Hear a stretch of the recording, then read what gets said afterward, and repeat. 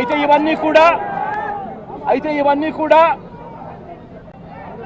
ఇవన్నీ కూడా బెయిలబుల్ అఫెన్సులు కాబట్టి బెయిల్ కోసం వంశీ హైకోర్టుకు యాంటిసిపేటరీ బెయిల్ కోసం వంశీ హైకోర్టును ఆశ్రయించాడు కాబట్టి చంద్రబాబు నాయుడు గారు ఎట్టి పరిస్థితుల్లోనూ వంశీని అరెస్ట్ చేయాలనే ఉద్దేశంతో బెయిల్ రాకూడదు అన్న ఉద్దేశంతో చంద్రబాబు నాయుడు గారు కుట్రను ఇంకా ముందుకు తీసుకెళ్లారు.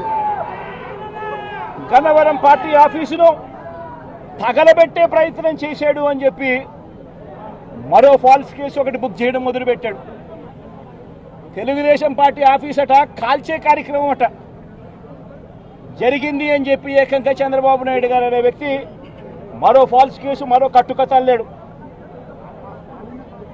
ఆఫీసును తగలబెట్టే కార్యక్రమం చేసినప్పుడు ఆ ఆఫీసు ఎవరిది అని చెప్పి ఆ ఆఫీసు ఎస్సీ ఎస్టీలకు సంబంధించిన ఆఫీస్ వారిదే ఓనర్లు అయితే అప్పుడు ఇది నాన్ బెయిలబుల్ సెక్షన్స్ కిందికి వస్తుంది, ఎస్సీ ఎస్టీ కేసు పెట్టొచ్చు అనే ఉద్దేశంతో ఏకంగా తెలుగుదేశం పార్టీ ఆఫీసు ఎస్సీ ఎస్టీలదని చెప్పి ఇంకో దొంగ కేసు, ఎస్టీ ఎస్టీలదే అని చెప్పి ఇంకొక దొంగ వాంగ్మూలాన్ని కూడా ఇచ్చేశారు ఇదే పెద్ద మనిషి చంద్రబాబు నాయుడు గారు. వాస్తవం ఏమిటంటే తెలుగుదేశం పార్టీ కాలబడింది లేదు. తెలుగుదేశం పార్టీ ఒక ఎస్సీ ఎస్టీకి సంబంధించిన వ్యక్తికి సంబంధించిన ఆఫీస్ బిల్డింగ్ కూడా కాదు. తెలుగుదేశం పార్టీ ఆఫీసు కడియాల సీతారామయ్య గారు అనే ఎస్సీ కాదు, ఎస్టీ కాదు, కనీసం బీసీ కూడా కాదు, చంద్రబాబు నాయుడు గారికి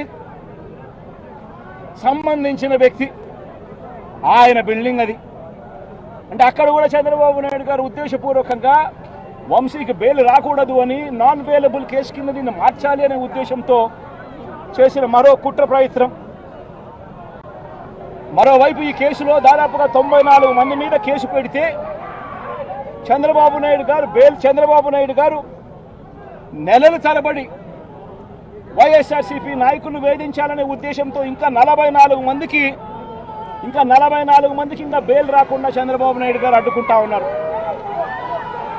ఒక హక్కుగా బెయిల్ రావాల్సిన చోట నెలల తరబడి బెయిల్ రానివ్వకుండా అడ్డుకుంటా ఉన్న పరిస్థితి చంద్రబాబు నాయుడు గారు.